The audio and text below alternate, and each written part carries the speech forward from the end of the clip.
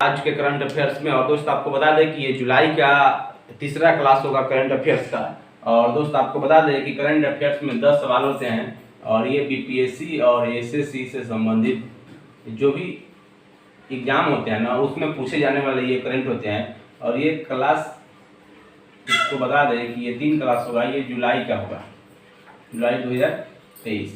तो ये याद रखें कि ये इससे पहले 2 क्लास कंप्लीट हो चुका है और प्लेलिस्ट में आप देखेंगे कि जून का भी है, मई का भी है, अप्रैल का भी है।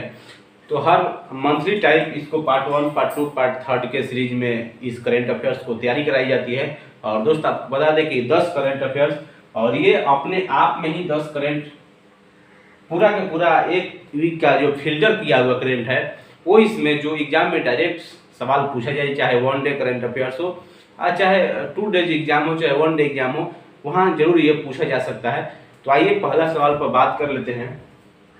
संयुक्त राष्ट्र यूनाइटेड नेशन को 3 बार संबोधित करने वाली भारत की पहली सबसे कम उम्र की महिला। इसमें 2-3 सवाल छिपे हुए हैं।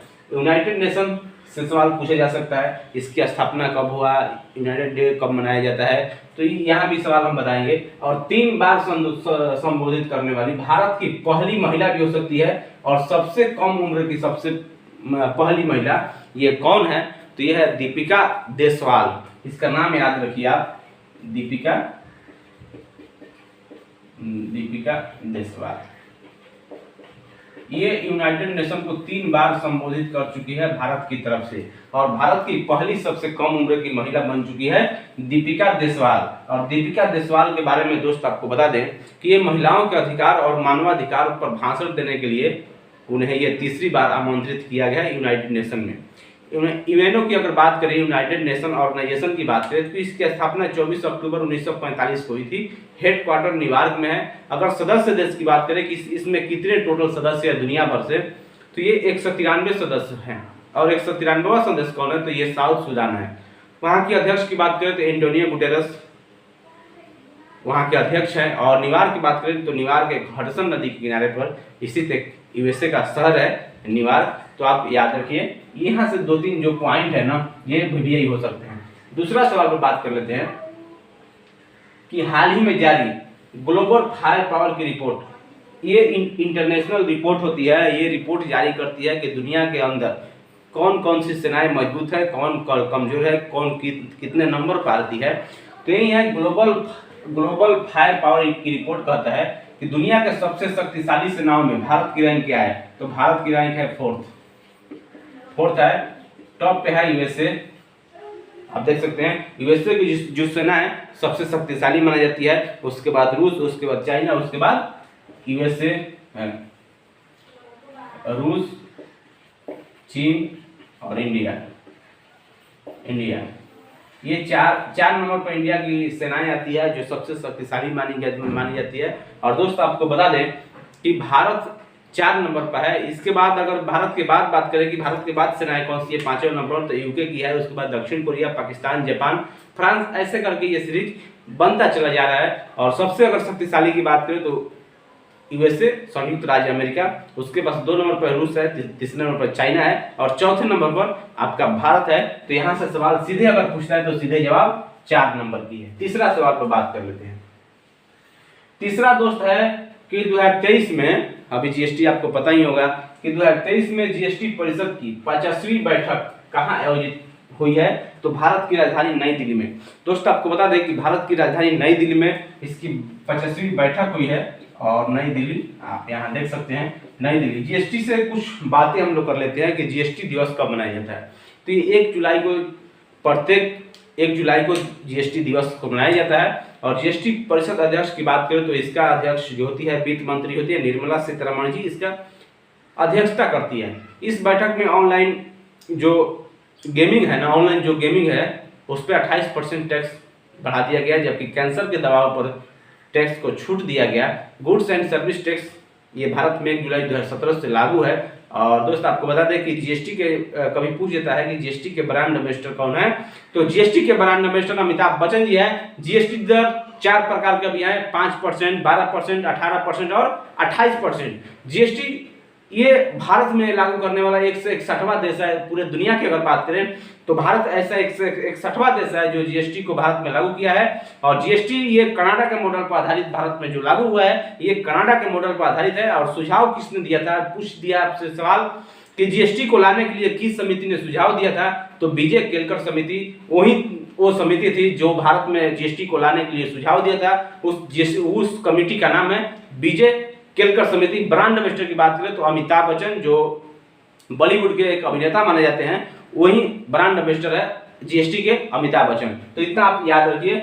नेक्स्ट सवाल पर बात कर लेते हैं कि हाल ही में इंडियन प्रीमियर लीग आईपीएल की सबसे मूल्यवान फ्रेंचाइजी कौन बनी है। ये चेन्नई सुपर किंग्स सीएसके दोस्त बता दें ये सबसे मूल्यवान ये फ्रेंचाइजी बन चुकी है चेन्नई सुपर किंग। और दोस्त आपको बता दें इसकी ब्रांड वैल्यू जो बढ़कर है 3.2 बिलियन डॉलर के करीब ये पहुंच चुका है, जो 2022 से ये कम से कम 80% अधिक है। 2022 में इसकी अगर वैल्यू की बात करें तो 1.8 बिलियन अमेरिकी डॉलर था, जो अभी 2023 में 80% इसमें बढ़ोतरी हुई है। आईपीएल की स्थापना की अगर बात करें तो 2008 में इसकी स्थापना हुई था, अभी 2023 में 16वां संस्करण का जो चल रहा था अभी कंप्लीट हुआ है। विजेता की अगर बात करें तो सीएसके अभी हाल ही में विजेता टीम रही है। 2023 में उप विजेता की बात करें तो गुजरात टाइटंस। और सबसे सफल टीम की बात करें, सबसे ज्यादा बार जीतने वाली कौन टीम है, तो सीएसके और एमआई, ये दोनों 5 बार जीत चुके हैं। आइए नेक्स्ट सवाल पर बात करते हैं। पांचवा सवाल है दोस्त, प्रति वर्ष विश्व जनसंख्या दिवस कब मनाया जाता है। तो दोस्त आपको बता दें कि 11 जुलाई को विश्व जनसंख्या दिवस मनाया जाता है, वर्ल्ड पॉपुलेशन डे मनाया जाता है। और वर्ल्ड पॉपुलेशन डे क्या, इसका थीम है वैश्विक जनसंख्या वृद्धि से जुड़ी चुनौती और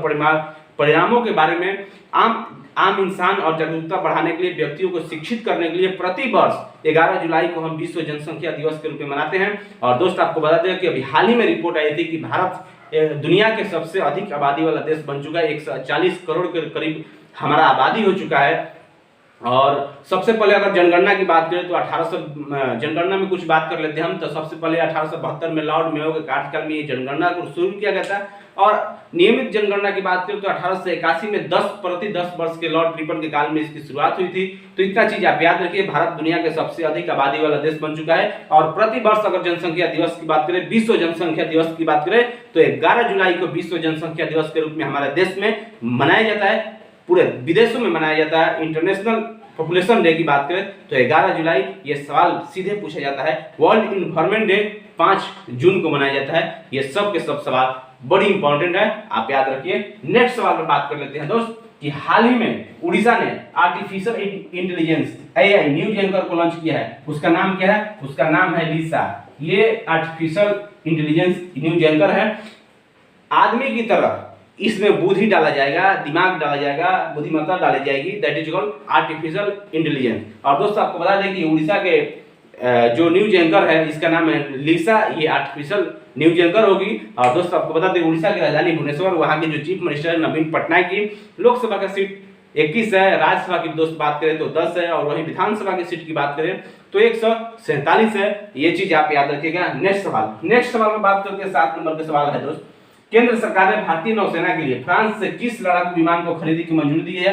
ये दोस्त आपको बता दें कि अभी पीछे हाल ही में राफेल आया था, तो ये भारतीय नौसेना के लिए राफेल एम, ये राफेल एम भारतीय नौसेना को दिया जाएगा और केंद्र सरकार ने इसकी खरीद की मंजूरी दे दी है। और दोस्त आपको बता दें कि भारतीय नौसेना में शामिल करने के लिए भारत में अगर बात करें तो राफेल ऑलरेडी भारत में 36 राफेल भारत को प्राप्त हो चुके हैं, लेकिन राफेल से ये थोड़ा अलग है। राफेल एम की बात हो रही है, ये अलग है। कुल 26 राफेल खरीदने की बात की जा रही है जो भारतीय नौसेना को दिए जाएंगे। ये भारतीय नौसेना कहां से संचालित करेगा, ये दोस्त आपको बता दें कि आईएनएस विक्रांत को भी जो सबसे बड़ी युद्ध पोत बना हुआ है भारत में, उससे इसको लॉन्च किया जाएगा, उससे वहां से संचालित किया जाएगा इस राफेल एम को। और दोस्तों ये इंडियन नेवी में शामिल होगी, ये वायुसेना के बेड़े में शामिल राफेल से सीधा अलग हो, काफी अलग हो। इस तरह से डिजाइन किया गया है कि विमान वाहक पोत से इसको संचालित किया जा सके, उस पर उतर सके, उससे लैंड कर सके, उसे टेकअप कर सके।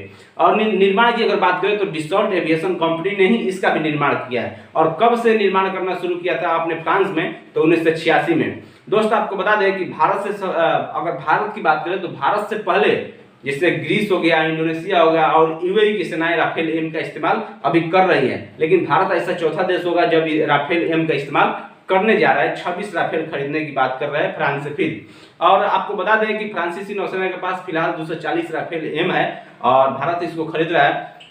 डिसॉल्ट ने इसका निर्माण 1986 में शुरू किया था। ये भारतीय नौसेना को सौंपी जाएगी। एक और कदम भारतीय नौसेना की तरफ बढ़ेगी और भारतीय नौसेना मजबूती की तरफ अपना झंडा लहराएगी और INS विक्रांत से इसको टेक ऑफ और लैंड कराने की तैयारी पूरी तरह चल रही है। राफेल एम खरीदने की बात चल रहा है और ये 26 राफेल आएगी जो भारतीय नौसेना इसको संचालित करेगी। नेक्स्ट सवाल पर बात करते हैं, किस देश की वेस्टल दिवस परेड में प्रधानमंत्री नरेंद्र मोदी जी को विशिष्ट अतिथि के रूप में आमंत्रित किया है? ये फ्रांस का आपको बता दें कि अभी वहां पर परेड चल रहा था जो प्रधानमंत्री नरेंद्र मोदी जी को विशिष्ट अतिथि के रूप में आमंत्रित किया गया। ये जुलाई में ही फ्रांस के सर्वोच्च पुरस्कार grand cross of the legion of honour से सम्मानित किया गया था। जो भारत के प्रधानमंत्री, ये पहले ऐसे प्रधानमंत्री होंगे जिनको फ्रांस का सर्वोच्च पुरस्कार मिला हुआ है, सम्मानित किया गया था। फ्रांस की राजधानी पेरिस जो सीन नदी के किनारे है, वहाँ की जो मुद्रा है यूरो है। और आपको बता दें कि प्रधानमंत्री अभी हाल ही में UAE और मिस्र के जो ऑर्डर ऑफ नाइल है, सर्वोच्च पुरस्कार है मिस्र का, उससे भी सम्मानित हो चुके हैं। और समर ओलंपिक की बात करें तो समर ओलंपिक 2024 का जो आयोजन है ये फ्रांस में होने जा रहा है। एक ISA इंटरनेशनल सोलर अलायंस, ये इंटरनेशनल अंतर्राष्ट्रीय संगठन है जिसका दोस्तों आपको बता दें कि जिसका हेडक्वार्टर हमारे भारत गुड़गांव में है। इसका उपाध्यक्ष की बात करें तो फ्रांस ही ISA का उपाध्यक्ष है, अध्यक्ष की बात करें तो भारत है। नेक्स्ट सवाल पर बात कर लेते हैं, प्रतिवर्ष अंतर्राष्ट्रीय नेल्सन मंडेला दिवस कब मनाया जाता है? नेल्सन मंडेला का नाम सुनते ही आप समझ चुके होंगे दक्षिण अफ्रीका की बात हो रही है। 18 जुलाई को नेल्सन मंडेला दिवस मनाया जाता है। ये जैसे आपका हमारे देश में गांधी की चर्चा होती है, वैसे दक्षिण अफ्रीका में नेल्सन मंडेला जी की चर्चा होती है। नेल्सन मंडेला दिवस ये 18 जुलाई को मनाते हैं। कब से मनाया जा रहा है? तो यूनाइटेड नेशन ऑर्गेनाइजेशन 2009 से दक्षिण अफ्रीका के रंग भेद विरोधी कार्यकर्ता के सम्मान के रूप में इनको 18 जुलाई के रूप में मनाने की तैयारी किया और घोषित किया कि राज्य के ये पहले अश्वेत प्रमुख थे दक्षिण अफ्रीका में जो पूरी तरह से लोकतांत्रिक चुनाव में पहले निर्वाचित होने वाले ये राष्ट्रपति नेल्सन मंडेला बने। और दोस्तों आपको बता दें कि इनकी एक इतिहास है कि जो सबसे लंबे समय तक जेल में रहने वाले ये व्यक्ति हैं नेल्सन मंडेला जी, जो दक्षिण अफ्रीका के वहाँ के रंग भेदी नीति के विरोध ये कार्यकर्ता थे, जो विरोध में ये खड़े थे। नेक्स्ट सवाल बात कर रहे थे कि हाल ही में राष्ट्रीय बहुआयामी गरीबी सूचकांक किसने जारी किया? तो ये नीति आयोग प्रति वर्ष इसको जारी करता है। नीति आयोग गरीबी बहुआयामी सूचकांक नीति आयोग द्वारा ये नया नाम है योजना आयोग का के जगह पर 1 जनवरी 2015 को नीति आयोग को लाया गया था। इसके अध्यक्ष की बात करें तो प्रधानमंत्री नरेंद्र मोदी जी, उपाध्यक्ष सुमन बेरी है और ये अपना जारी किया 2015, 16, 19 से 21 के अवधि के दौरान 13.5 करोड़ लोग गरीबी से मुक्ति मिले हुए 13.5 करोड़ लोग। और CEO की बात करें नीति आयोग की तो श्री BVR सुब्रमण्यम, वो CEO है। तो नेक्स्ट क्लास में मिलेंगे, तब तक आप 10 सवाल के 10 सवाल आप देख चुके होंगे। तो तब तक जय हिंद, जय भारत। वीडियो को लाइक कीजिए, शेयर कीजिए, धन्यवाद।